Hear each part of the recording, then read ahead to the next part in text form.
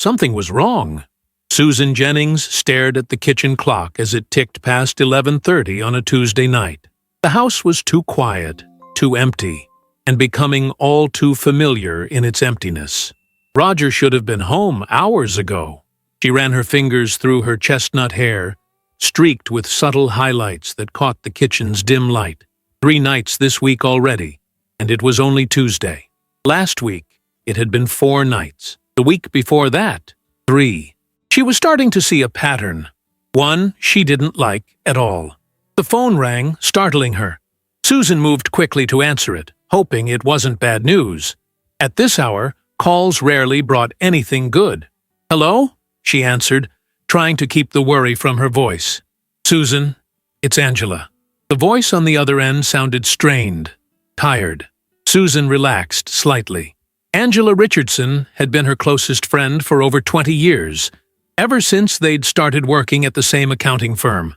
Though Susan had moved on to become a successful interior designer 5 years ago, their friendship had only deepened with time. "Hey, Angie, what's going on? Everything okay?" Susan asked, though she already suspected the answer. "Mark's not home yet. I was wondering—" Angela's voice trailed off, the unspoken question hanging in the air between them. "Roger's out too," Susan confirmed, sighing deeply. "Let me guess. He said he was just going out for a quick drink with the guys?" "Something like that," Angela replied softly. "It's the 3rd time this week." Susan could hear the distress in her friend's voice. Unlike Susan, who had maintained her independence throughout her marriage, Angela had gradually surrendered hers. 23 years with Mark had slowly eroded her confidence, leaving her afraid to make waves. "Come over tomorrow morning," Susan suggested firmly. "Roger will be at work, and we can talk properly." After hanging up, Susan didn't wait up any longer. She went to bed alone, leaving only a single lamp burning in the living room. When Roger eventually stumbled in at 1:15 in the morning, Susan lay awake listening to his careful, deliberate movements. The practiced quiet of a man trying not to disturb, or perhaps trying not to be confronted. The next morning, Susan woke early and prepared coffee and muffins. Roger had already left for his job at the insurance company, departing with just a quick kiss on her cheek and a mumbled excuse about an early meeting. She'd noticed $20 missing from her purse, but said nothing. That conversation would come later. At 9:30, the doorbell rang. Angela stood on the porch, looking more frazzled than usual. Her naturally blonde hair, now requiring monthly maintenance to hide the gray, was pulled back in a hasty ponytail. She wore no makeup, and the dark circles under her eyes told Susan everything she needed to know about how her friend had spent the night. "I brought donuts," Angela said with a weak smile, holding up a pink box. "And I've got coffee," Susan replied, stepping aside to let her in. Strong coffee. They settled in Susan's sunlit kitchen, the morning light streaming through large windows that overlooked a neatly tended garden. The contrast between the peaceful setting and the turmoil in their lives wasn't lost on either woman. "How bad is it?" Susan asked directly, once they were settled. 20 years of friendship had earned them the right to skip pleasantries. Angela stared into her coffee cup. "The electricity got shut off yesterday," she admitted in a small voice. "I managed to get it turned back on, but I had to use my emergency credit card, the one Mark doesn't know about." Susan felt her stomach clench. "Jesus, Angie, I thought things were tight, but not that tight." "They weren't until about 3 months ago." Angela's hands trembled slightly as she lifted her coffee cup. "That's when the nightly trips to Murphy's started." Murphy's was a local bar that had been around for decades, a place where the men in town gathered to watch sports, drink beer, and apparently play cards. What had begun as occasional guys' nights had evolved into something far more concerning. "Roger, too," Susan nodded, "though he's been a bit more careful about it. But I've noticed money missing, small amounts at first, and he's been evasive about our finances lately." Angela's eyes filled with tears. "I tried to talk to Mark about it last night before he left. He said I was being dramatic, that all men needed time away from their wives' nagging." She wiped at her eyes angrily. 27 years together. and he calls my concern nagging. Susan reached across the table and took her friend's hand. What we allow is what will continue, Angie. We've been letting them get away with this because we thought it was just a phase, just some harmless male bonding. But it's not, is it? Mark came home at 2 in the morning, Angela whispered. When I asked where he'd been, he said it wasn't my business. Susan, I saw his wallet when he tossed his pants on the chair. It was empty. A sob escaped her. The mortgage is due next week, and I don't think we can pay it. Susan felt a surge of protective anger. Angela had given everything to her marriage. Her dreams of becoming an artist, her inheritance from her parents, her confidence. And this was how Mark repaid her loyalty. We need to know exactly what's happening at that bar, Susan said decisively. What do you mean? Angela looked up, confusion mixing with her distress. I mean, Susan replied, her green eyes hardening with resolve, that it's time we found out what's so compelling about Murphy's that our husbands are willing to risk their marriages for it. You want to spy on them? Angela looked horrified at the thought. Susan shook her head. No, I want to confront them. But first, we need information. She squeezed Angela's hand. This isn't just about the money, Angie. This is about respect, about partnership. Remember when we were younger, how we promised each other we'd never let a man determine our worth? Angela nodded slowly, a faint smile ghosting across her lips at the memory. They had been 20-something and fiercely independent, sharing an apartment and big dreams for their futures. We're still those women, Susan insisted. Older, maybe a little more worn down by life, but we still deserve respect. And I'll be damned if I'm going to watch my best friend suffer while her husband gambles away their security. For the first time that morning, Angela's expression shifted from defeat to something like resolve. What's your plan? She asked quietly. First, Susan said, rising to refill their coffee cups, we gather intelligence. My nephew Danny works as a busboy at Murphy's on weekends. I'm going to give him a call. By that afternoon, Susan had learned from Danny that Wednesday nights were the biggest poker nights at Murphy's. The game started casually around 7, but got serious as the night went on. By midnight, significant amounts of money were changing hands. This ends now, Susan told Angela over the phone that evening. Tomorrow, we confront them. Separately, in our own homes. We tell them we know about the gambling and that it stops, or there will be consequences. I can't, Angela's voice trembled. Susan, you don't understand. Mark gets, when he's cornered, he gets mean. Susan felt a chill at her friend's words. Has he ever hit you? She asked directly. No, never that, Angela hurried to clarify. But the things he says, they cut deeper than any physical blow could.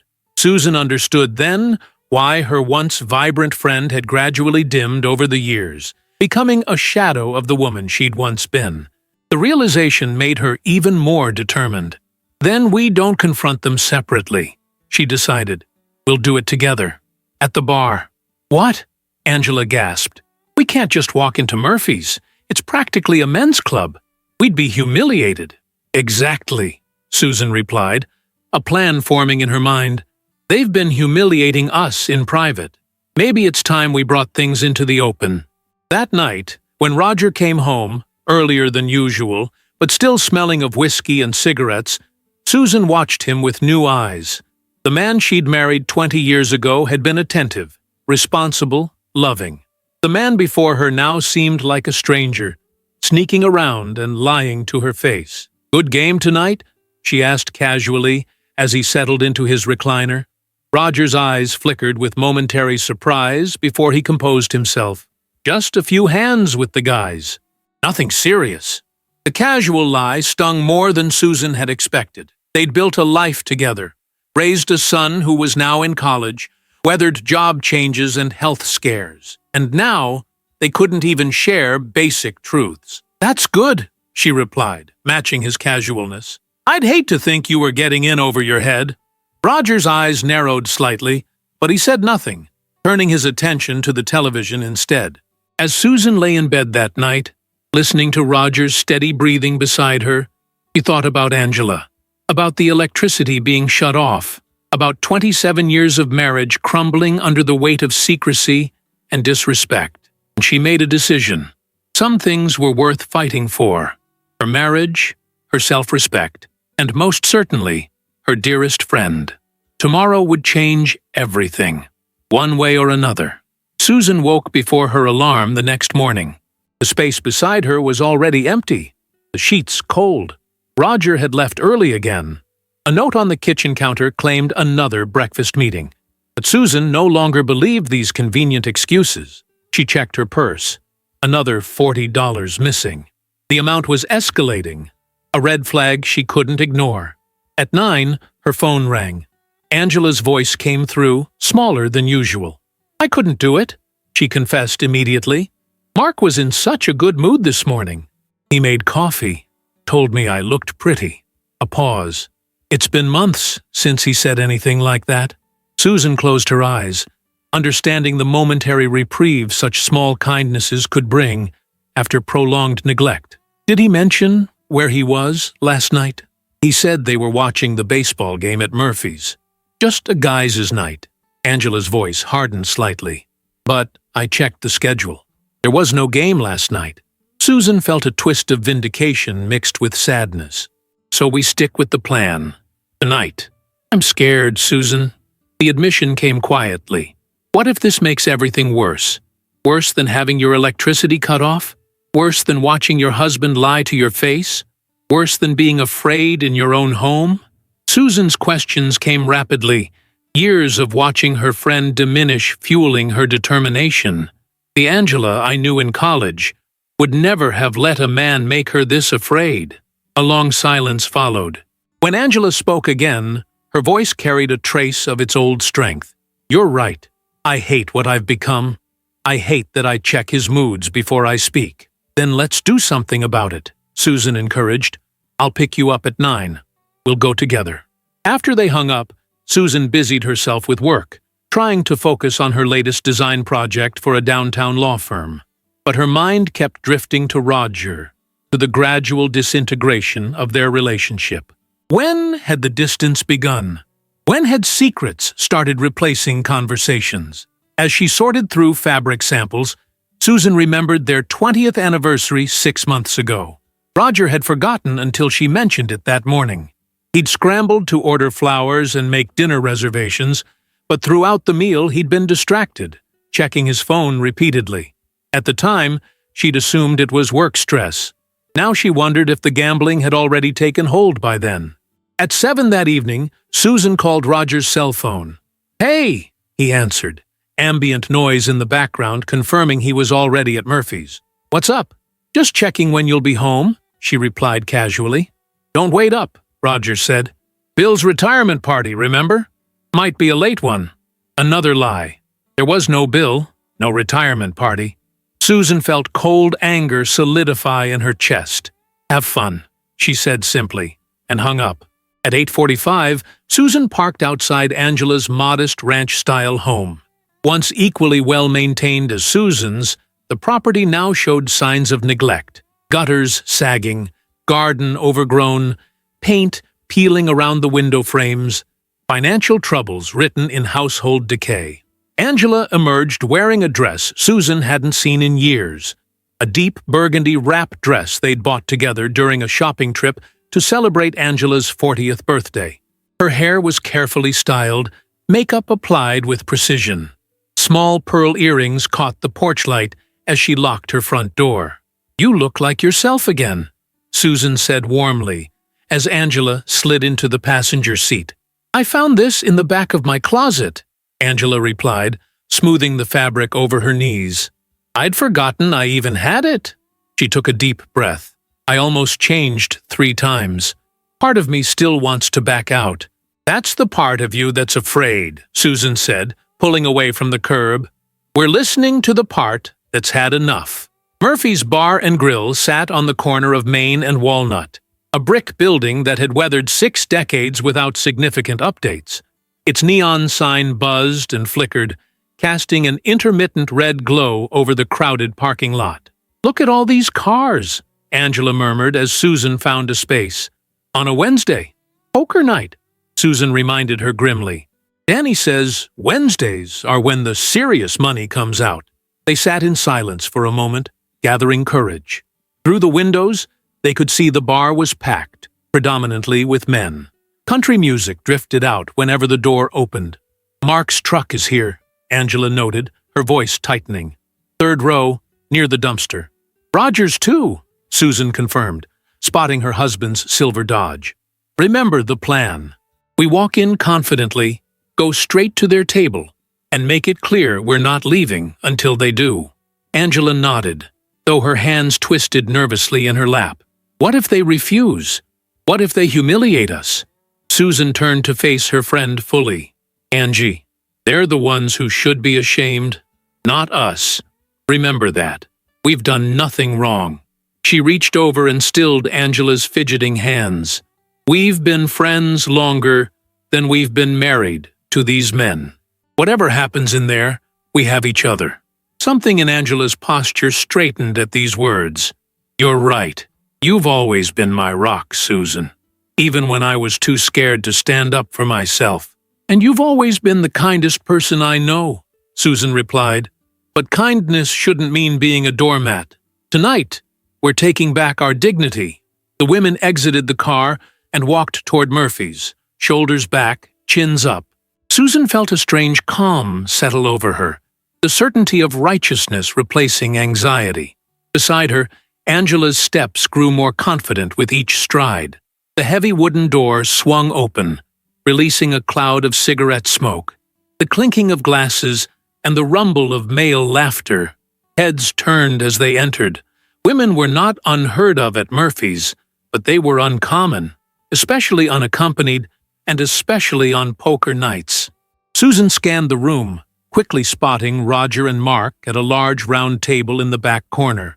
Cards fanned in their hands, whiskey glasses at their elbows, cigarettes smoldering in ashtrays. 5 other men completed the circle, all focused intently on their game. There, Susan nodded in their direction. Angela drew in a sharp breath, but kept pace as they weaved through the crowded bar. The men at the poker table were so engrossed, they didn't notice the women's approach until they were standing directly behind Roger and Mark. It was another player who looked up first, his expression shifting from concentration to surprise. Well, he said, nodding toward Susan and Angela. Looks like we have company, boys. Roger and Mark turned simultaneously, their faces registering identical shock before morphing into defensive irritation. Susan? Roger recovered first. What are you doing here?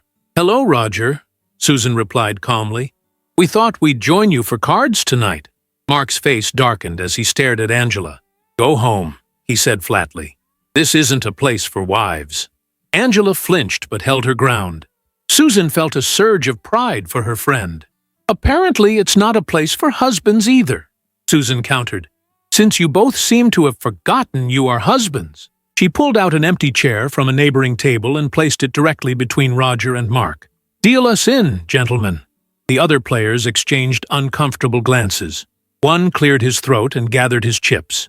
Maybe we should call it a night, he suggested, clearly wanting no part in the unfolding domestic drama.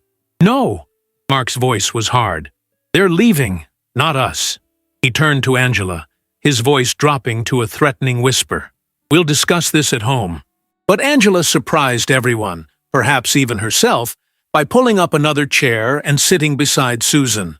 No, Mark, we'll discuss it right here, where you've been spending all your time and our money. Roger's face flushed red. This is embarrassing, he hissed at Susan.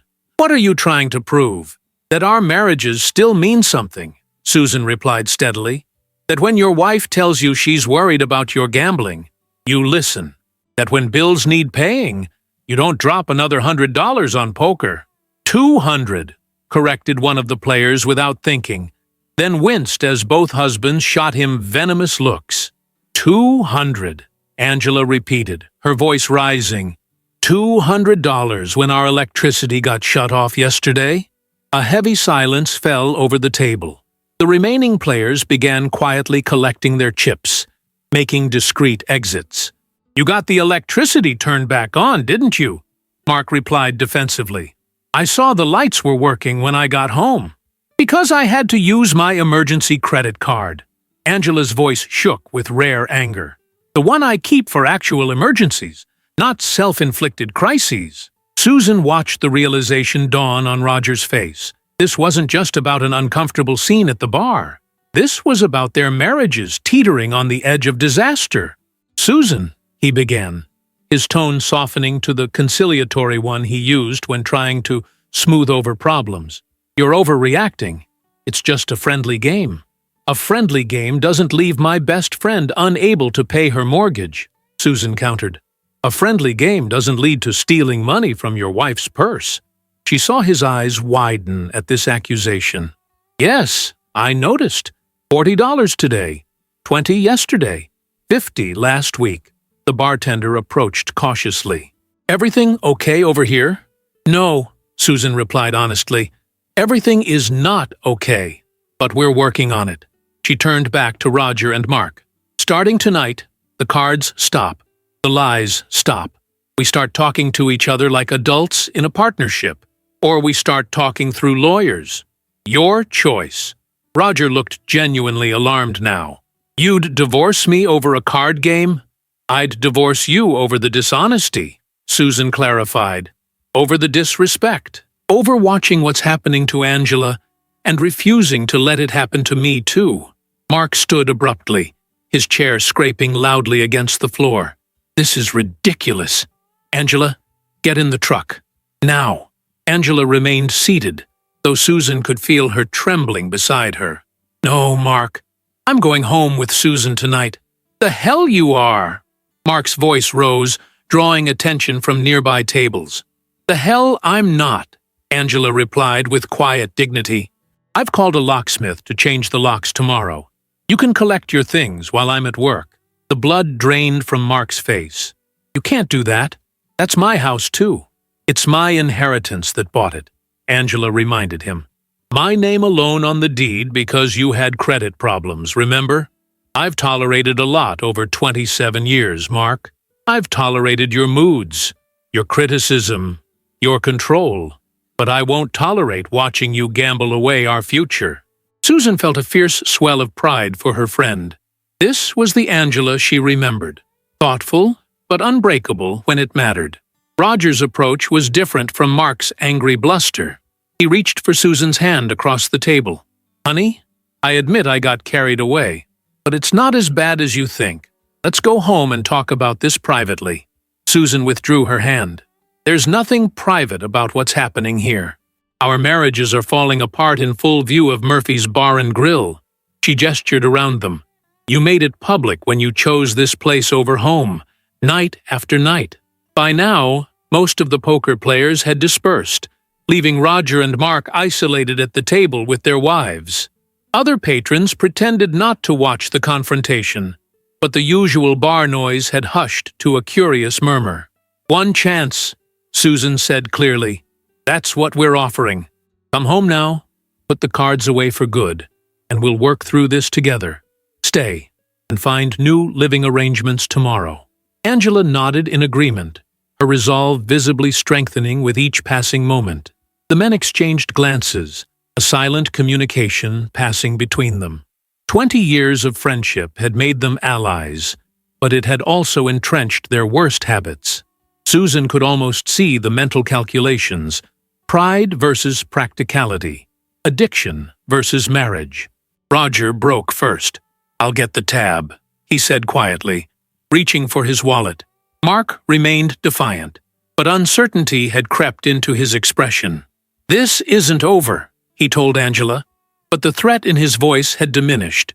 As the men settled their bills, Susan and Angela walked outside, arm in arm, into the cool night air.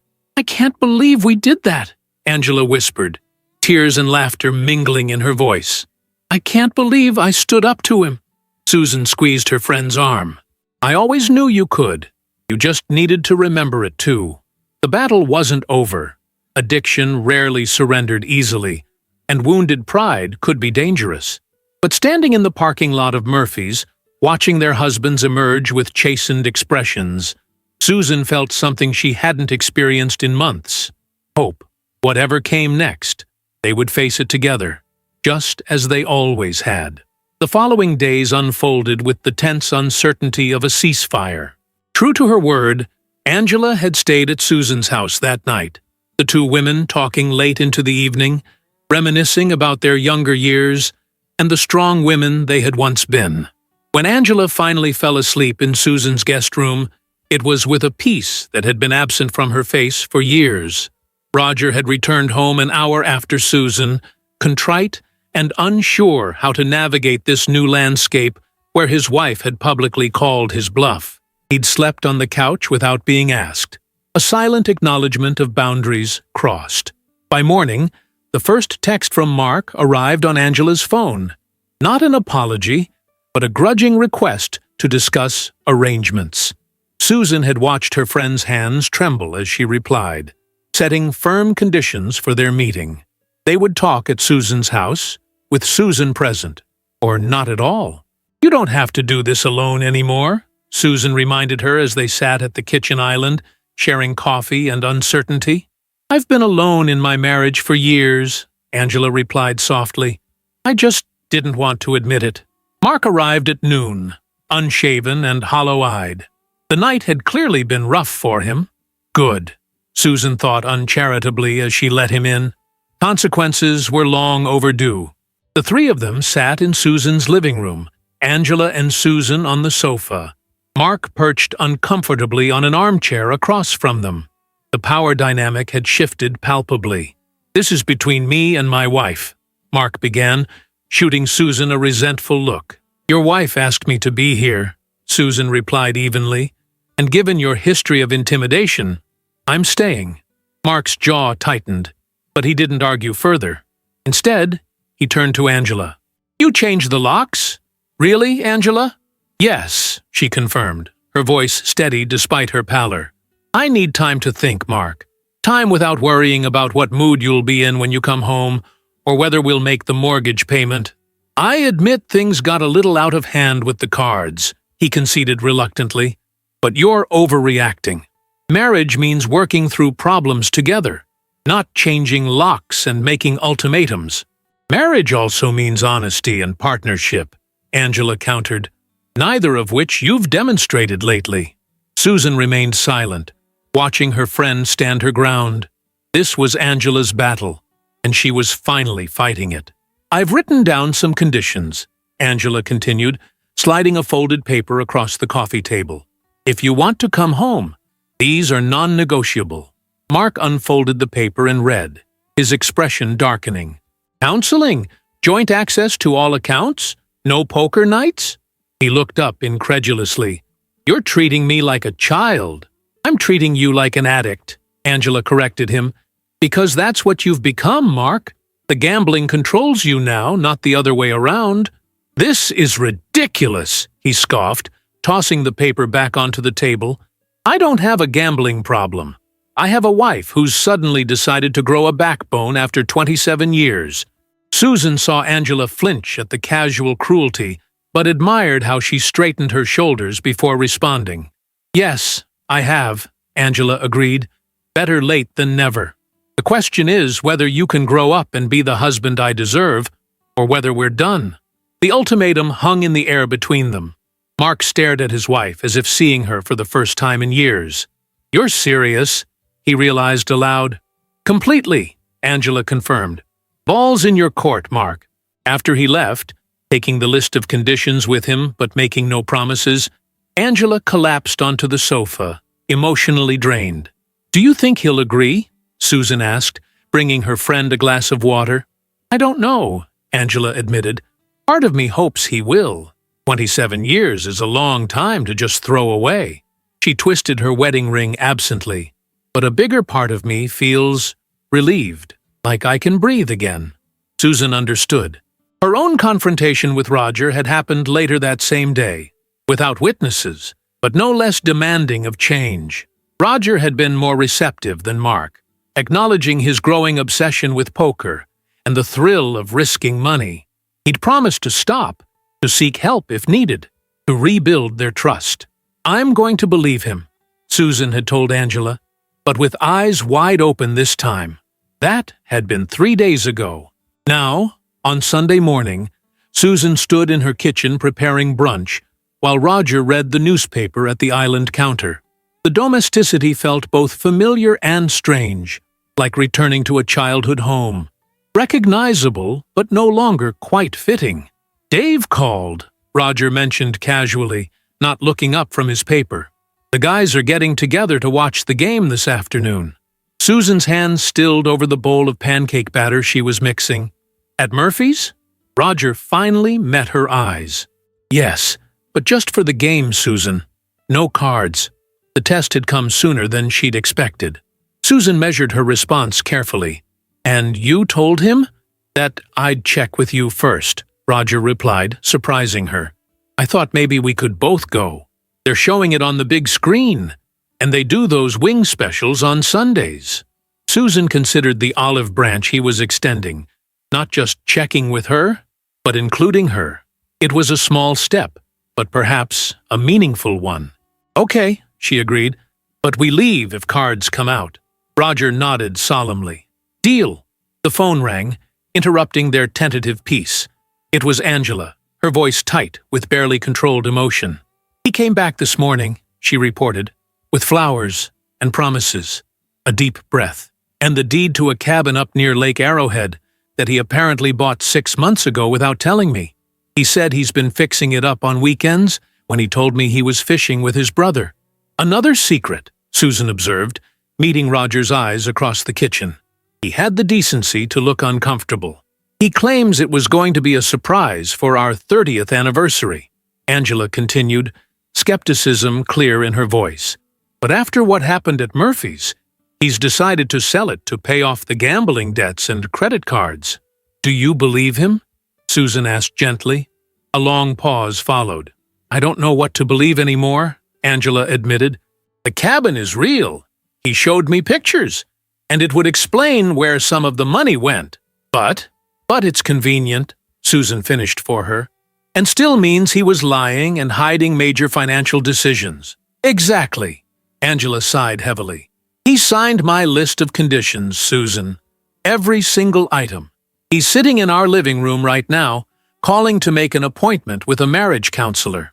Susan weighed her next words carefully. "What does your gut tell you?" "That he's scared," Angela replied promptly. "Scared of losing me. Scared of losing the house. Scared of having to start over at 53. Another pause. "But also, maybe scared enough to actually change." "Do you want him to stay tonight?" Susan asked. "No," Angela said firmly. "I told him he could come back for counseling sessions and scheduled talks, but he needs to find somewhere else to stay for at least a month. I need space. Time to remember who I am without constantly managing his moods." Pride swelled in Susan's chest. This was the Angela she'd first befriended. Thoughtful, but resolute. "Roger and I are going to Murphy's this afternoon to watch the game," Susan informed her. "Want to join us?" Angela's surprised laugh was worth the invitation. "Return to the scene of the crime? Bold move, Susan." "I think it's important," Susan replied, watching Roger's reaction. He nodded in agreement. "We reclaim the space, make it clear we're not hiding, and set new expectations." "Count me in," Angela decided after a moment's consideration. "Mark's not invited, though." "Understood," Susan assured her. "Just us." After hanging up, Susan returned to her pancake batter, adding blueberries with methodical care. "Angela's joining us at Murphy's," she told Roger. "Not Mark." Roger folded his newspaper. "That's fair. It's going to be awkward enough without him there." He hesitated, then added, "I'm sorry, Susan, for all of it. The lies, the money, taking you for granted." She studied his face, the familiar lines around his eyes, the gray at his temples that hadn't been there when they'd met. 20 years of shared history, raising their son, building careers, weathering life's inevitable storms. Was it worth fighting for? The answer came more easily than she'd expected. "I know you are," she said simply. "Now prove it with actions, not words." He Murphy's was quieter on Sunday afternoon than it had been on poker night. Families occupied several tables, the kitchen turning out burgers and chicken wings at a steady pace. The big screen above the bar was tuned to the pre-game show, volume low but closed captioning scrolling across the bottom. Susan felt eyes following them as they entered. Word of Wednesday night's confrontation had clearly circulated. She held her head high, Roger beside her, as they claimed a table with a good view of the screen. Angela arrived 15 minutes later, looking more put together than she had in months. She'd had her hair trimmed and styled, and wore a new blouse Susan hadn't seen before. "You look great," Susan observed, as her friend slid into the seat beside her. "Retail therapy," Angela admitted, with a small smile. "I found my personal credit card that Mark doesn't know about, and decided it was time to remember I'm allowed to feel good about myself." The bartender approached their table cautiously. Tony, the same one who had witnessed their confrontation days earlier. "Good to see you folks," he said, with only the slightest edge of wariness. "What can I get you today?" "3 iced teas," Susan ordered, "and a large order of wings to share." Tony nodded, clearly relieved that today's visit seemed peaceful. As he turned to leave, Angela called after him. "Tony? Does Murphy's still do the charity poker tournament for the Children's Hospital in December?" The bartender turned back, surprised. "Yes, ma'am. First Saturday in December. Like always." Angela nodded thoughtfully. "Good. Please put my name down as a volunteer for the planning committee. I used to be an event coordinator before I got married. I'd like to help." Susan raised an eyebrow at her friend as Tony departed with their order. "Planning committee?" she questioned. "For a poker tournament?" Angela shrugged, a hint of her old mischief returning to her eyes. "Know your enemy, right? Besides, it's for charity, and I need to start rebuilding my resume if I'm going to rejoin the workforce." "You're looking for a job?" Roger asked, genuine interest in his voice. "I need to," Angela replied matter-of-factly. "Even if Mark keeps his promises, we're in a financial hole. And more importantly, I need something that's mine again. An identity beyond being Mark's wife." Susan reached over and squeezed her friend's hand. "I think it's a great idea." The game began, and with it a strange new version of normalcy. Roger explained plays to Angela, who had never followed football but asked thoughtful questions. Susan noticed other wives and girlfriends throughout the bar, couples sharing baskets of fries and friendly arguments about referee calls. This was what Murphy's could be. Not a den of secrets and lost paychecks, but a place for genuine recreation and connection. The thought was bittersweet. Halfway through the second quarter, the door opened and Mark walked in. He spotted them immediately, but made no move to approach, instead taking a seat at the bar and ordering something in a short glass. Angela tensed beside Susan. "Did you tell him we'd be here?" she asked Roger, suspicion edging her voice. Roger shook his head. "No, but it's not exactly surprising. Where else would he go on a Sunday during football season?" They watched as Mark sat alone, his posture rigid, occasionally glancing in their direction. He made no move to join any card games, though Susan noticed a few of the regular poker players greeting him as they passed. "Should we invite him over?" Roger asked quietly. "No," Angela replied firmly. "He knows the conditions. He can watch me having a good time without him and think about his choices." Susan hid a smile behind her glass. The old Angela was definitely returning. The one who knew her worth and wouldn't settle for less. As the afternoon progressed, something unexpected happened. The strained atmosphere gradually gave way to genuine enjoyment. Susan found herself laughing at Roger's passionate objections to coaching decisions. Angela relaxed enough to try a chicken wing, breaking her usual careful diet. They cheered with the rest of the bar when their team scored a touchdown in the final minutes to win the game. It wasn't perfect. The trust was still fragile, the futures of both marriages uncertain. But sitting there in Murphy's, the very place that had nearly destroyed their relationships, Susan felt the first authentic stirrings of hope. Not the desperate hope of someone clinging to a failing marriage, but the cautious optimism of a woman choosing to rebuild something worth saving. As they prepared to leave, Susan noticed Mark still at the bar, nursing what appeared to be the same drink hours later. His eyes followed Angela as she gathered her purse and jacket, his expression a complex mixture of resentment and longing. "He's watching you," Susan murmured to her friend. Angela didn't turn around. "Let him watch," she replied calmly. "Let him see what he stands to lose." Outside in the parking lot, the late afternoon sun cast long shadows across the asphalt. Roger walked slightly ahead to bring the car around, leaving the two women alone for a moment. "Do you think we did the right thing?" Angela asked suddenly, her voice low. "Coming here today, I mean." Susan considered the question seriously. "Yes," she answered finally. "We showed them, and ourselves, that we won't be pushed out of spaces or made invisible, that we're not hiding at home while they live their lives in public." Angela nodded slowly. "It feels different being here by choice rather than sneaking in to catch them." "That's called taking back your power," Susan replied with a smile. As Roger pulled up in their sedan, Susan saw Mark emerge from Murphy's, watching them from the doorway. The road ahead would not be easy for any of them, but for the first time in months, it felt like they were all finally traveling in the same direction, toward honesty, respect, and perhaps, eventually, healing. "Same time next Sunday?" Roger suggested as they drove away, Murphy's fading in the rearview mirror. "Maybe," Susan answered, meeting Angela's eyes in the back seat. "We'll see. One day at a time. One choice at a time. The only way broken things ever truly mended." 3 weeks passed with a rhythm of cautious progress and occasional setbacks.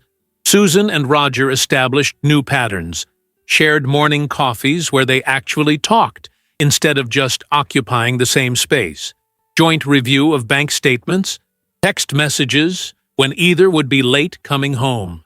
Small rebuilding blocks, but significant ones. Angela's journey proved more complicated. Mark attended their first counseling session with apparent sincerity, listening attentively as Angela articulated years of accumulated hurts. But when the therapist gently suggested Mark might have both gambling and anger management issues, his old defensiveness flared. He'd stormed out, calling the whole process psychobabble nonsense designed to emasculate him. 3 days, Angela told Susan over lunch the following day. 3 days he managed to keep his promises before reverting to form. They sat at their favorite cafe downtown, a small bistro with outdoor seating that allowed them to enjoy the unusually warm October sunshine. Angela looked tired but resolute, pushing her salad around more than eating it. "Did he go back to Murphy's?" Susan asked, concerned by the shadows under her friend's eyes. Angela shook her head. "Not that I know of. But he's been calling constantly, alternating between apologizing and accusing me of destroying our marriage with unreasonable demands." She set down her fork with a sigh. 27 years, Susan. How did I not see who he really was for 27 years? Susan reached across the table to cover her friend's hand with her own. "Because he didn't start out this way, and because the changes happened so gradually, you normalized them. We all do it, adapt to worsening situations because they shift by degrees. Like the frog in boiling water," Angela murmured. "Exactly. But you jumped out before it was too late." Susan squeezed her hand. "I'm proud of you." A wan smile crossed Angela's face. "I applied for 3 jobs yesterday. Entry-level administrative positions. Nothing fancy, but it's a start." "That's wonderful!" Susan's enthusiasm was genuine. "Any place interesting?" "The community college, the hospital foundation, and that new tech startup downtown." Angela straightened slightly, a spark of her old confidence showing through. "I had an interview with the hospital foundation this morning. They seemed impressed by my volunteer work from before." "Before Mark," Susan clarified gently. "Before I became just someone's wife," Angela agreed. "The director remembered me from the charity auctions I used to coordinate. She said they need someone organized who can work with donors." This small victory deserved celebration. Susan signaled their server and ordered 2 slices of chocolate cake, Angela's favorite indulgence. that she rarely allowed herself anymore. "What are you doing?" Angela protested weakly. "Celebrating your first interview," Susan replied firmly, "and reminding you that pleasure isn't something you need to earn or justify." As they shared dessert, Susan observed the subtle changes in her friend. The straightened posture, the more direct gaze, the occasional genuine smile. Angela was reclaiming herself piece by piece. "Roger's been good?" Angela asked, skillfully redirecting the conversation away from herself. Susan considered the question honestly before answering. "Better. He hasn't been back to Murphy's for cards, though he still goes for the occasional game on TV." She paused. "But he always tells me first, and he's home by 10. Do you trust him?" The question cut straight to the heart of the matter. "I'm choosing to," Susan replied carefully. "Trust isn't just something you feel anymore. It's a decision I'm making day by day, based on his actions." Their conversation was interrupted by Angela's phone buzzing insistently. She checked the screen, and her expression tightened. "Mark again. That's the 5th call today." "What does he want?" Susan asked, though she could guess. "To come home. To talk things through man to woman without interfering friends or quack therapists," Angela quoted wearily. "He's offered to cut back on poker to once a week." "Cut back isn't quit," Susan pointed out. "I know." Angela silenced the phone and slipped it back into her purse. "I've told him my conditions haven't changed. All or nothing." After lunch, Susan returned to her home office to work on designs for a new client. She found herself more focused than she had been in months. The constant background worry about Roger's whereabouts having eased somewhat. Trust was a muscle being exercised again, growing stronger with each upheld promise. Around 4, her phone rang, Angela's number lighting up the screen. "I got it!" her friend exclaimed without preamble.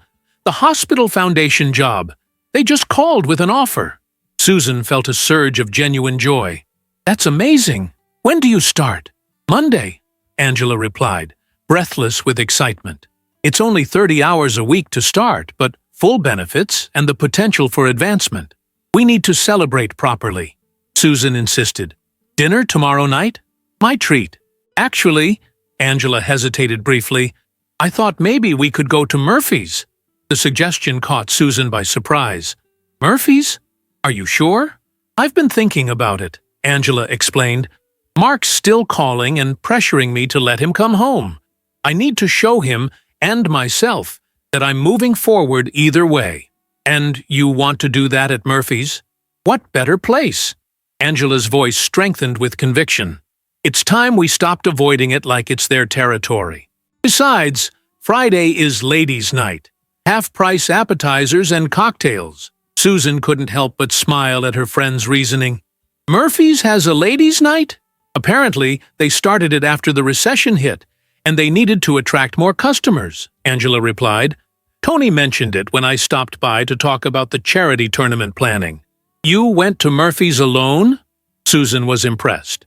"Just for 20 minutes during my lunch break," Angela clarified. "But yes, I did. And it felt empowering, honestly." "Then ladies' night it is," Susan agreed. When she mentioned the plans to Roger that evening, his reaction surprised her. "I think that's great," he said, looking up from his laptop where he was paying bills. Another new commitment he'd made to transparency in their finances. "Angela deserves to celebrate. That Murphy's crowd can be rough, though. Want me to come along? Just to be nearby?" Susan considered the offer. "Concerned for our safety? Or afraid Mark might show up?" Roger's expression grew serious.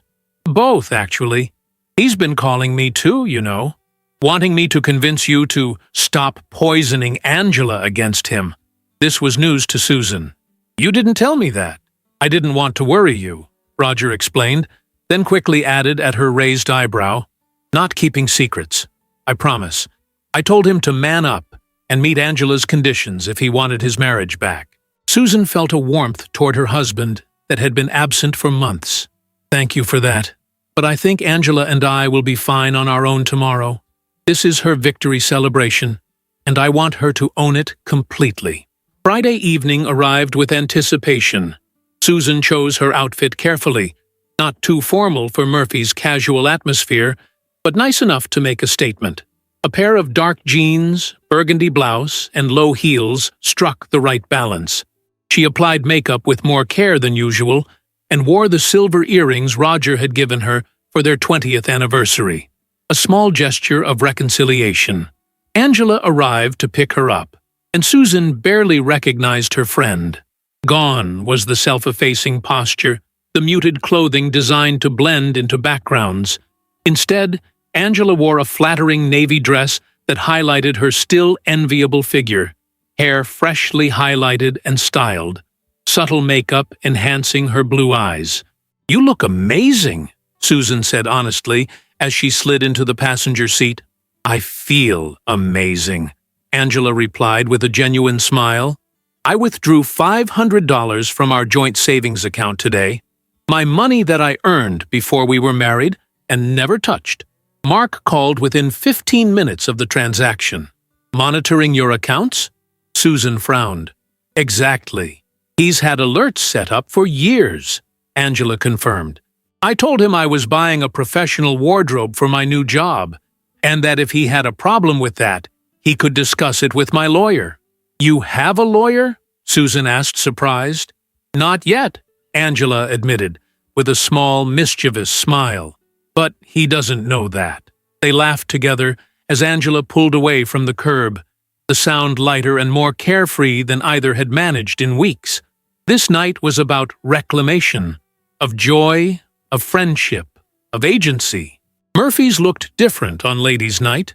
The usual sports memorabilia and neon beer signs remained, but small tea-light candles had been placed on each table, and the lighting adjusted to a more flattering dimness. A sign near the entrance advertised specials on wine and cocktails, and the clientele was noticeably more diverse. Groups of women occupied at least half the tables. "I hardly recognize the place," Susan commented as they found a table near the window, strategic positioning that allowed them to see who entered while remaining somewhat removed from the main floor. "Tony said they've been trying to expand beyond the guys and sports image for a while," Angela explained. "Economic necessity." They ordered wine and appetizers, settling into conversation that deliberately avoided any mention of husbands or marital problems. Instead, they discussed Angela's new job, Susan's latest design project, and memories from their younger years. It felt like rediscovering an old, comfortable sweater that had been misplaced, but never forgotten. "Remember when we drove to Mexico for spring break our junior year?" Angela asked, eyes bright with the memory. "And your car broke down in that tiny town?" Susan groaned dramatically.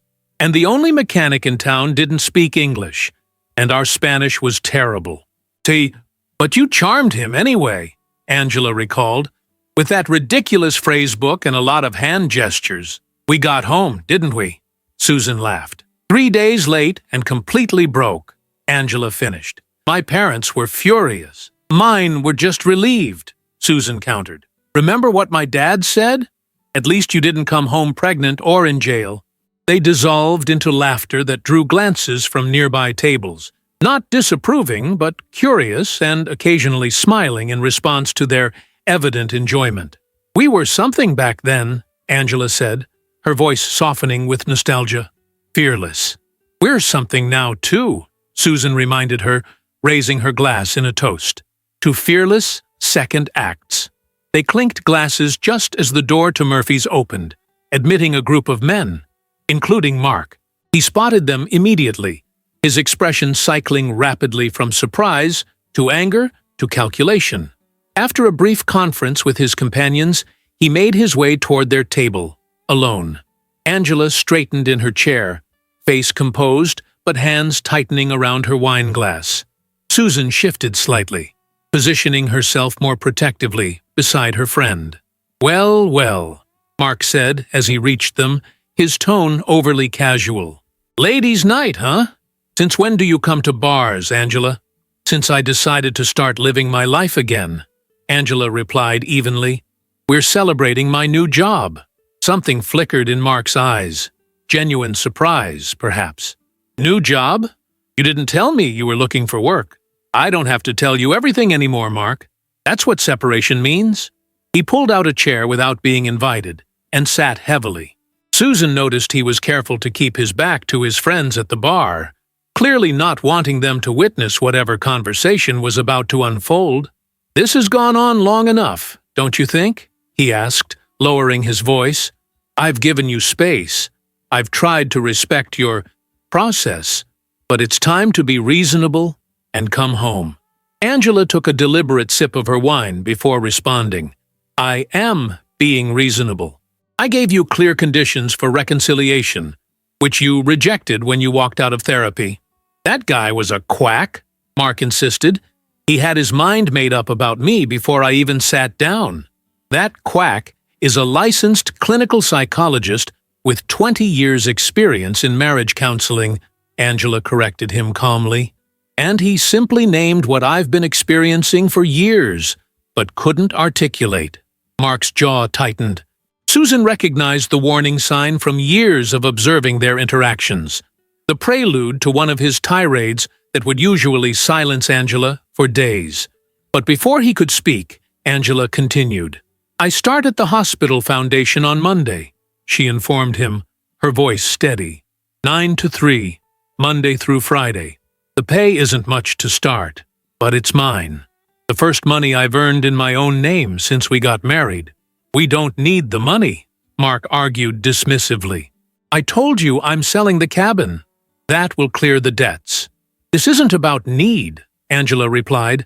"It's about want. I want to work. I want to contribute. I want an identity beyond Mrs. Mark Richardson." His face darkened. "So this is what your friend has been filling your head with? Feminist crap about identity?" He shot Susan a venomous look. Susan remained silent, recognizing this was Angela's battle to fight. Her friend didn't disappoint. "Susan has been supporting me while I rediscover my own voice," Angela said firmly. "But these are my decisions, my boundaries, my requirements, not hers." Mark leaned forward, dropping all pretense of casualness. "I miss you," he said, his voice suddenly vulnerable. "The house is empty without you. I keep finding your things. A hair clip in the bathroom, your favorite coffee mug in the cabinet, and it kills me." Susan watched Angela carefully, seeing the momentary softening in her expression. 27 years of marriage created powerful emotional hooks, and Mark knew exactly which ones to tug. "I miss aspects of our life together, too," Angela admitted quietly. "But I don't miss walking on eggshells. I don't miss checking your mood before I speak. I don't miss lying awake wondering if we'll make the mortgage payment." "That's all in the past," Mark insisted, reaching for her hand across the table. "I've changed. I swear it." Angela allowed the contact briefly before withdrawing her hand. 3 weeks isn't change, Mark. It's a pause." His expression hardened again. "So what then? How long are you planning to drag this out? A month? 6 months? Should I just file for divorce and be done with it?" The threat hung in the air between them. Susan held her breath, watching her friend's face. This was the moment of truth. Capitulation or continuation? Angela took a deep breath. "If that's what you choose, I can't stop you. But I won't be emotionally blackmailed into coming home before I'm ready, before I trust that real change has happened." Mark stared at her in apparent disbelief. This was not the response he had expected. Not from the woman who had accommodated his every mood and demand for decades. "You've changed," he said finally, accusation plain in his tone. "Yes," Angela agreed simply. "I have."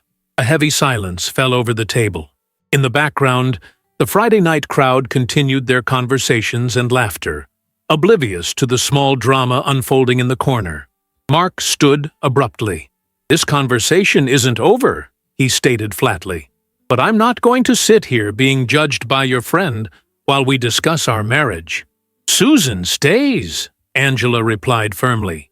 "She's here to celebrate my new job, and I want her here." The look Mark gave Susan could have curdled milk. Without another word, he turned and rejoined his friends at the bar, immediately ordering what appeared to be whiskey. "Are you okay?" Susan asked quietly once he was out of earshot. Angela released a shaky breath. I think so. That was harder than I expected. And easier, somehow. You stood your ground beautifully, Susan assured her. I was so proud watching you. He'll be back, Angela predicted, glancing toward the bar where Mark was now animatedly talking with his friends, occasionally shooting looks in their direction. He's never accepted the word no gracefully. Then we'll handle it, Susan promised. Together, like always. They finished their wine and ordered dessert, determinedly reclaiming their celebration. But the carefree mood had been punctured, reality intruding on their evening of independence. As they prepared to leave an hour later, Susan noticed Mark was still at the bar, watching Angela's every move. The intensity of his gaze concerned her. There was calculation there, and wounded pride, a potentially dangerous combination. Let's take my car, Susan suggested as they gathered their things. I'll drive you home, and Roger can pick me up later. Angela followed her glance toward Mark and nodded in understanding. That might be smart. They made their way to the exit, heads held high. As they passed the bar, Susan heard one of Mark's friends call out, "Better rein in your wife, Mark, before she gets too independent." Laughter followed, but Mark's expression remained stony, eyes fixed on Angela's retreating form. Outside in the cool October air, both women exhaled with relief. That wasn't exactly the carefree celebration I had in mind, Angela admitted as they walked toward Susan's car. But it was still a victory, Susan reminded her. You faced him on your terms in a public place and held your boundaries. That's worth celebrating. As they drove away from Murphy's, Susan checked the rear-view mirror repeatedly, half expecting to see Mark's truck following them. But the road remained clear. He's not done, Angela said quietly, echoing Susan's thoughts. This is just the beginning. Susan reached over to squeeze her friend's hand. Then, so are we. Just the beginning of the new Angela, the one who knows her worth and won't settle for less. The road ahead remained uncertain. Marriages built over decades couldn't be repaired or ended in mere weeks. But watching the determination in her friend's profile as streetlights flickered across her face, Susan felt confident they would navigate whatever came next, together, as they always had. November arrived with crisp mornings and golden afternoons that set the neighborhood's maple trees aflame with color. 6 weeks had passed since the confrontation at Murphy's, each day bringing small evolutions in both marriages.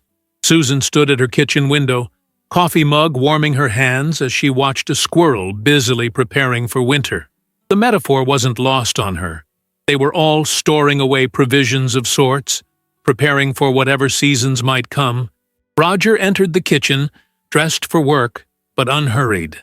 These quiet morning moments together had become sacred, a daily recommitment to their healing relationship. Heard from Angela? He asked, pouring his own coffee. Susan nodded. She closed on the apartment yesterday. The lease is for 6 months, long enough to figure out next steps, but not so long she feels trapped. Angela's decision to rent her own place had come after Mark's behavior had escalated from pleading to intimidation. Nothing overtly threatening, but enough to make staying with Susan or returning home feel equally untenable. She needed neutral territory. How's she affording that on her new salary? Roger asked, genuine concern in his voice. The past weeks had shown Susan a side of her husband she'd forgotten existed, the compassionate man who'd once been so attuned to others' needs. Remember that inheritance from her aunt? The one Mark always said was too small to bother investing? Susan smiled slightly. Turns out Angela put it in a separate account years ago. It's grown enough to cover the security deposit and first few months' rent while she gets established. Pride colored her voice. Angela's quiet resistance, the secret accounts, the preserved inheritance, had been her version of survival all along. Not confrontation, but preparation. Susan had initially misread it as submission. Smart woman, Roger commented, joining her at the window. Speaking of smart financial decisions, I've been meaning to talk to you about something. Susan tensed slightly. Even with their progress, old reflexes died hard. Roger noticed her reaction and gently placed his hand over hers. "It's nothing bad. Actually, I hope you'll be pleased." He took a deep breath. "I've been talking with a therapist. Just twice so far, but it's been eye-opening." Susan turned to face him fully, surprised. "You have? You didn't mention it." "I wanted to be sure I was committed before I told you," he explained. "It felt wrong to announce it, and then potentially back out." "What made you decide to go?" Susan asked carefully. Roger's gaze turned introspective, watching Mark, honestly, seeing his pride destroy what could have been salvageable with Angela. He paused, and realizing I was on the same path, just a few steps behind him. Susan felt unexpected tears prick her eyes. This was the man she'd married. Self-aware, emotionally honest, capable of growth.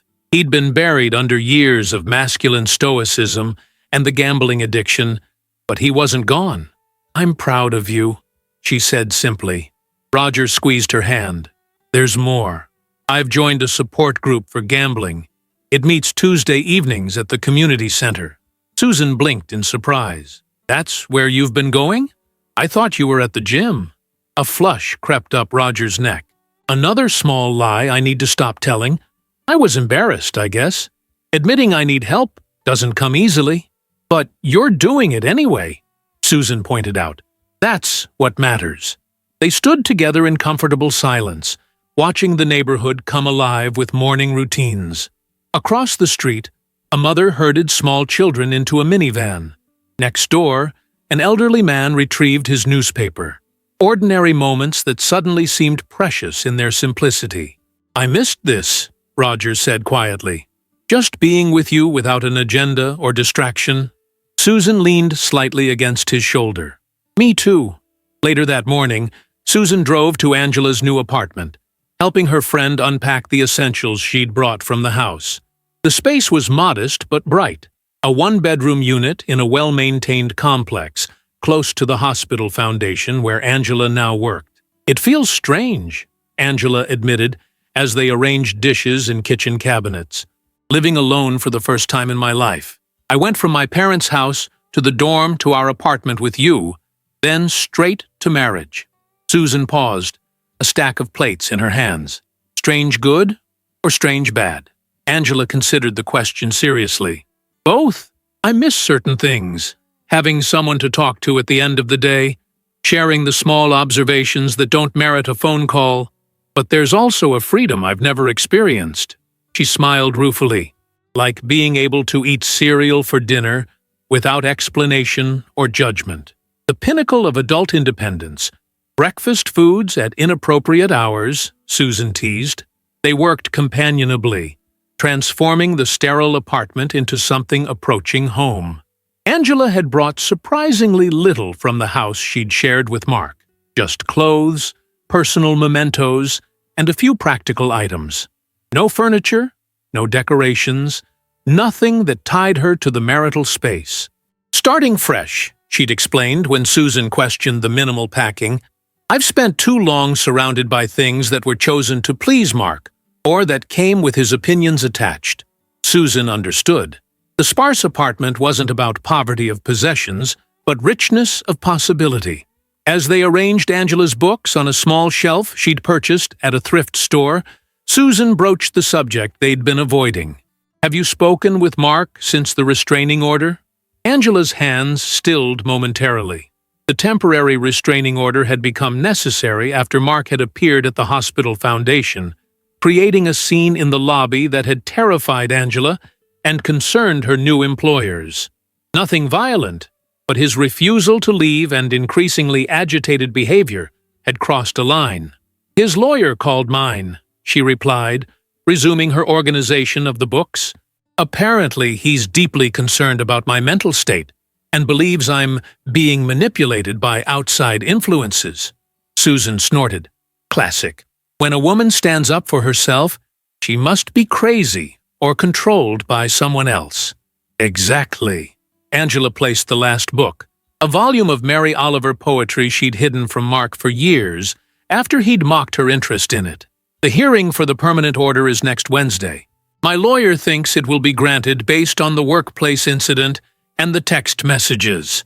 The texts had been the final straw, dozens daily, alternating between declarations of love and thinly veiled threats. When Angela had blocked his number, he'd started using friends' phones to continue the barrage. "Will you be okay seeing him in court?" Susan asked gently. Angela nodded, resolve evident in her expression.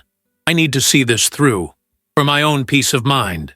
She straightened, surveying their morning's work. "Enough about Mark. Tell me about you and Roger." Susan shared Roger's revelation about therapy and the support group as they broke for lunch, enjoying sandwiches on Angela's small balcony that overlooked a community garden. "Do you believe him?" Angela asked directly. "That he's committed to change?" "I do," Susan answered without hesitation. "It's different from Mark's promises. Roger's not doing it to get me back or to preserve appearances. He's doing the work quietly, without announcement or expectation." Angela nodded thoughtfully. "I'm glad. Your marriage was worth saving." She gazed out over the garden below, where an elderly couple was carefully harvesting the last of the season's tomatoes. "I'm not sure mine ever was." "Don't say that," Susan protested automatically. "It's not self-pity," Angela clarified. "Just clarity that's been a long time coming. Mark and I built a life together, but not a partnership. Not like what you and Roger had before the gambling took hold." The insight struck Susan as both profound and accurate. Her marriage with Roger had always been fundamentally sound, derailed by specific behaviors rather than character flaws. Angela and Mark's issues ran deeper, to the very foundation of how they viewed each other and themselves. "What happens after the hearing?" Susan asked. Angela squared her shoulders slightly. "I file for divorce. My lawyer says, with the documentation we have of financial misconduct and the restraining order, it should be straightforward. Mark can fight it, but he'd only be delaying the inevitable." "And you're ready for that step?" "More than ready," Angela confirmed. "I'm 57 years old, Susan. How many more years do I want to spend unhappy?" The question hung in the air between them, simple yet revolutionary.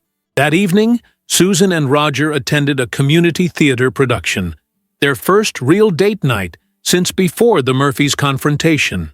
The play was mediocre, but the experience of sitting together in the darkness, occasionally whispering observations or sharing silent laughter at particularly overwrought performances, felt like rediscovering a forgotten pleasure.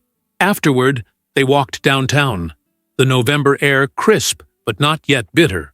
Christmas lights had begun appearing in storefronts, though Thanksgiving was still weeks away. The premature festivity suited Susan's mood, hopeful, anticipating better days ahead. "Let's get dessert," Roger suggested, nodding toward a small cafe still lit despite the late hour. "They make that chocolate thing you love." The fact that he remembered her favorite dessert, a flourless chocolate cake with raspberry sauce, touched Susan unexpectedly. These small moments of attentiveness had been the first casualties of his gambling obsession. The cafe was nearly empty, just a young couple in one corner and a barista wiping down the espresso machine. Roger ordered for both of them, another small gesture that felt like reclaimed intimacy rather than presumption. As they waited for their dessert, Susan's phone buzzed with a text from Angela. "He's here, outside my apartment. Police called." Susan's heart dropped. "We need to go," she told Roger urgently, showing him the message. "Mark's at Angela's place." They abandoned their waiting dessert, Roger leaving cash on the table as they hurried out. Susan called Angela as they rushed to the car, but the call went straight to voicemail. "Drive to her apartment," Susan directed, trying to keep panic from her voice. "I'll keep trying to reach her." The normally 15-minute drive felt interminable. When they finally pulled into the apartment complex, 2 police cruisers were parked outside Angela's building, lights flashing but sirens silent. A small crowd of curious neighbors had gathered, despite the late hour. Susan spotted Angela immediately, standing near one of the police cars wrapped in a cardigan that seemed inadequate against the night air. Her face was pale but composed as she spoke with a female officer. There was no sign of Mark. Susan rushed to her friend's side, Roger following at a respectful distance. "Are you okay? What happened?" Angela turned at her voice, relief washing over her features. "Susan, yes, I'm all right. Just shaken." She nodded to the officer. "This is Officer Ramirez. She was just taking my statement." The officer, a compact woman with a no-nonsense expression, addressed Susan. "You're the friend?" "Yes," Susan confirmed. "What happened? Where's Mark?" "We've taken him into custody," Officer Ramirez explained. "He violated the temporary restraining order and resisted when officers attempted to remove him from the property." Angela shivered slightly, and Susan immediately removed her own jacket to wrap around her friend's shoulders. "He was pounding on my door," Angela explained quietly, "shouting that he knew I was in there, that he just wanted to talk. When I didn't answer, he started threatening to break it down." "Did he?" Roger asked, concern evident in his voice. Angela shook her head. "A neighbor called the police before it got that far. But he was different tonight, more desperate, unpredictable." Officer Ramirez closed her notebook. "He'll be held at least until arraignment. With the violation of the restraining order and resisting arrest, the judge may deny bail, especially given the history you've shared with us." After the police departed, promising to patrol the area throughout the night, Susan insisted Angela come home with them rather than staying alone in the apartment. "Just for tonight," she urged when Angela hesitated. "We have the guest room all made up. You shouldn't be alone right now." Too exhausted to argue, Angela agreed. As they drove back to Susan and Roger's house, a heavy silence filled the car. The escalation they'd all feared had finally materialized. Later, after settling Angela in the guest room with a cup of chamomile tea and promises to leave her door ajar in case she needed anything, Susan found Roger waiting in their bedroom, concern etched on his face. "This could have been bad," he said quietly as she closed the door. "If that neighbor hadn't called when they did." Susan nodded, the full implications sinking in. "I know. Mark's spinning out of control." "It's more than that," Roger replied, his expression troubled. "Watching him these past weeks, the denial, the blame-shifting, the inability to accept reality. It's like seeing my own potential future played out in front of me. A cautionary tale." Susan sat beside him on the edge of the bed. "But you chose a different path." "Because I had the chance to see where my behavior was leading," he acknowledged. "And because you confronted me before I was too far gone." He took her hand. "I'm grateful, Susan. Not just that you stayed, but that you cared enough to fight for us."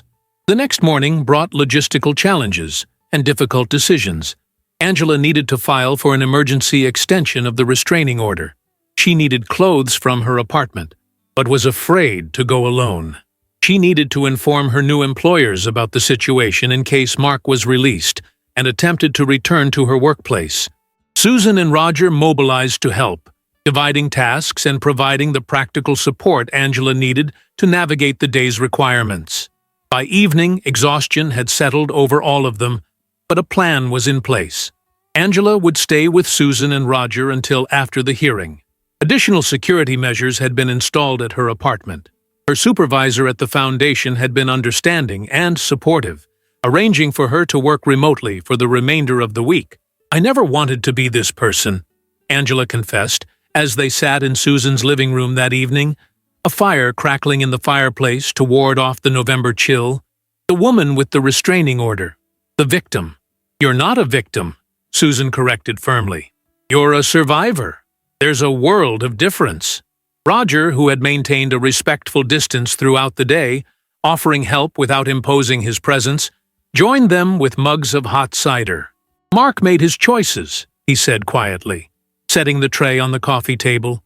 "Just like I made mine. The difference is, I got lucky. I had someone who cared enough to set boundaries before things went too far." He met Susan's eyes briefly before continuing. "And I was willing to listen, eventually." Mark wasn't. Angela accepted the mug he offered, wrapping her hands around its warmth. "Thank you, Roger, for everything today, for understanding." He nodded, an unspoken acknowledgement passing between them, the recognition that his own behavior had once echoed Mark's, though never to the same extremes. The hearing came and went. The restraining order was made permanent, extended to include Angela's workplace and the community center where she'd begun volunteering. Mark was released with strict conditions, including ankle monitoring and mandatory counseling. The divorce proceedings were initiated, with Angela's lawyer predicting a resolution within 6 months given the circumstances. Life settled into new patterns. Angela gradually reclaimed her apartment, though she continued spending at least one night a week at Susan and Roger's, a standing dinner date that evolved naturally into their routine. Her position at the hospital foundation expanded to full-time as her organizational skills and fundraising aptitude became apparent. Roger maintained his commitment to therapy and the support group, occasionally sharing insights with Susan when they seemed particularly relevant to their ongoing healing.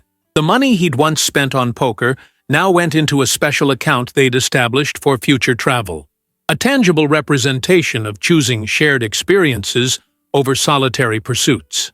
By mid-December, as the year drew to a close, Susan found herself reflecting on the extraordinary journey of the past months.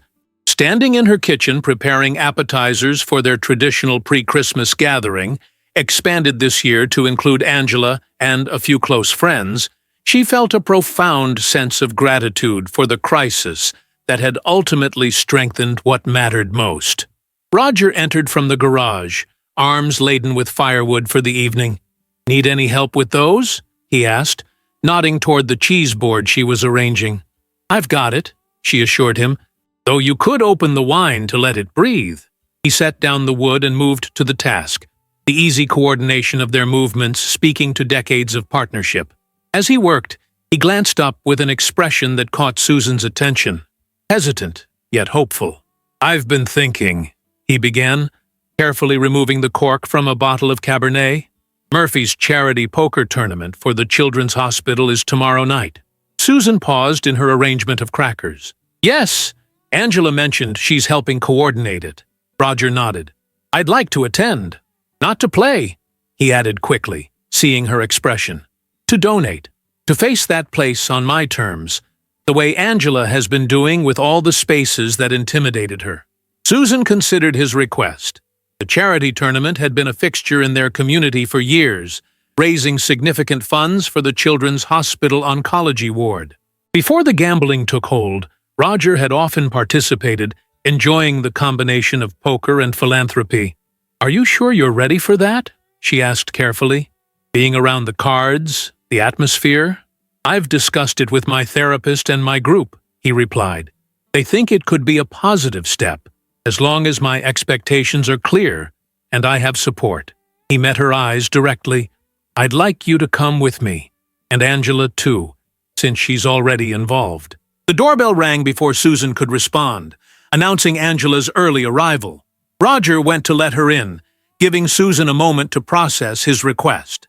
Angela entered the kitchen with a flourish, carrying a spectacular homemade cheesecake and wearing a new red sweater that brightened her complexion. The change in her over the past months remained remarkable, not just in appearance, but in the quiet confidence that now infused her movements. "That looks amazing," Susan complimented the dessert as Angela set it carefully in the refrigerator. "New recipe," Angela explained. "I've been experimenting more in the kitchen now that I'm only cooking for myself. Turns out I enjoy it when there's no one criticizing the results." She joined Susan at the counter, automatically picking up a knife to help with the cheese slicing. The easy synchronicity of their movements reflected decades of friendship. "Roger wants to attend the charity tournament tomorrow," Susan said after a moment, keeping her voice neutral. "Not to play, just to donate. What do you think?" Angela considered the question thoughtfully. "I think it shows courage," she said finally, facing a trigger head-on, but with purpose and boundaries. She glanced toward the living room where Roger was arranging logs in the fireplace. "He's not Mark, Susan. He's doing the work." "I know," Susan acknowledged. "I just worry." "Of course you do," Angela replied simply. "That's love. But sometimes love means trusting the other person's recovery process." She placed a reassuring hand on Susan's arm. Besides, I'll be there running the registration table. Between the two of us, he'll have plenty of support. The decision made, they continued their preparations, the conversation shifting to lighter topics as other guests began to arrive. The evening unfolded with warmth and laughter, a gathering of people who genuinely enjoyed each other's company. Susan watched Roger throughout the night, engaged, present, attentive to their guests' needs.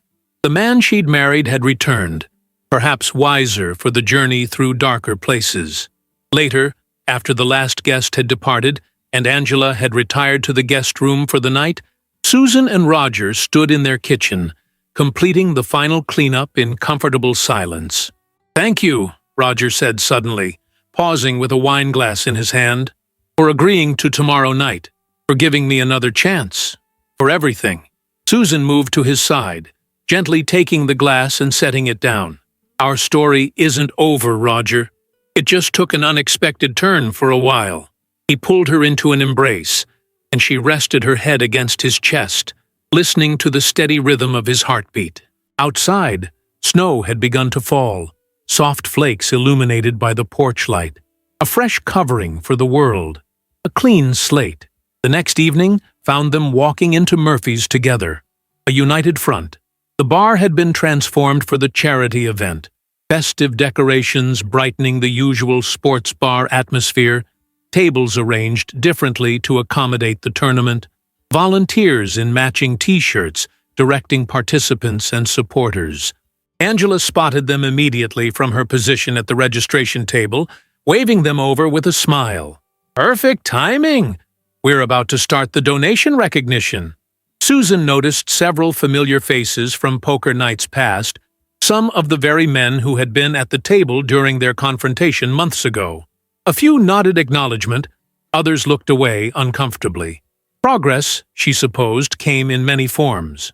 Roger handed Angela an envelope. "For the Children's Hospital," he said simply. "Not a player tonight, just a supporter." Angela opened the envelope, her eyes widening slightly at the check inside. "Roger, this is incredibly generous. Consider it karma balancing," he replied with a small smile. "Taking money from that table nearly cost me everything that matters. Putting money back feels right." As Angela announced the donation to appreciative applause, Susan felt a tap on her shoulder. She turned to find Tony, the bartender who had witnessed so much of their journey. "It's good to see you folks," he said sincerely. "All of you. Together."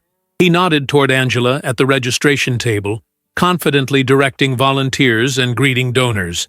"She's something special, your friend, running this whole shebang like she's been doing it for years." "She has been," Susan replied. "She just forgot for a while." The tournament began, and Susan and Roger found seats at the bar to watch the proceedings. There was no temptation in Roger's expression as he observed the cards being dealt, only thoughtful reflection. "I wouldn't have believed this 6 months ago," he admitted quietly. "Being here without feeling that pull, that need to be in the game." Susan covered his hand with hers. "What changed?" Roger considered the question seriously. "I realized what I was actually looking for wasn't at that table. The excitement, the escape, the feeling of control. It was all temporary, hollow." He turned to face her fully. "What lasts is this. Us. The life we've built together." Across the room, Angela looked up from her clipboard and caught Susan's eye, flashing a quick smile before returning to her duties. In that brief exchange, Susan read volumes: pride, gratitude, newfound strength, enduring friendship. They had all been dealt difficult hands in recent months. But sitting there in Murphy's, the very place where their marriages had nearly ended, Susan recognized the truth. It wasn't the cards you were dealt that determined the outcome, but how you played them. When to hold firm, when to fold, when to risk everything on a new hand. Angela approached during a break in the tournament action, cheeks flushed with the success of the event. "We've already surpassed last year's total," she reported happily. "The oncology ward expansion is fully funded." "Congratulations," Susan said warmly. "This is your victory. Ours, Angela corrected, including both Susan and Roger in her gaze. I wouldn't be standing here if you two hadn't shown me what real partnership looks like, even when it's being tested. He squeezed Susan's hand. You taught me what I deserve, what we all deserve. As the evening continued around them, Susan felt something settle within her, a certainty that transcended the lingering questions about their futures. Whatever challenges lay ahead, they would face them from a place of truth, armed with the wisdom of difficult lessons learned and friendships tested by fire. Some marriages, like Angela and Mark's, weren't meant to survive such tests. Others, like hers and Roger's, emerged stronger for having confronted their weaknesses. The difference lay not in luck, but in willingness to see clearly, to change deeply, to fight for what truly mattered. In the end, it wasn't about winning or losing, but about choosing which games were worth playing and which tables deserved a place at the center of one's life. For Susan, the answer had always been clear, even when temporarily obscured by life's complications. Family, friendship, love that demanded the best from each of them and gave its best in return. As she sat between her husband and her dearest friend, in the very place that had nearly destroyed them all, Susan felt not triumph, but grace, the quiet miracle of second chances, wisely taken. If you enjoyed the story, leave a like and subscribe to the channel. And drop a comment below. What city are you watching from? And if your heart tells you to, feel free to leave me a tip on Buy Me a Coffee. Just check the first pinned comment. Thanks for keeping me company and for the coffee, and I'll see you in the next story.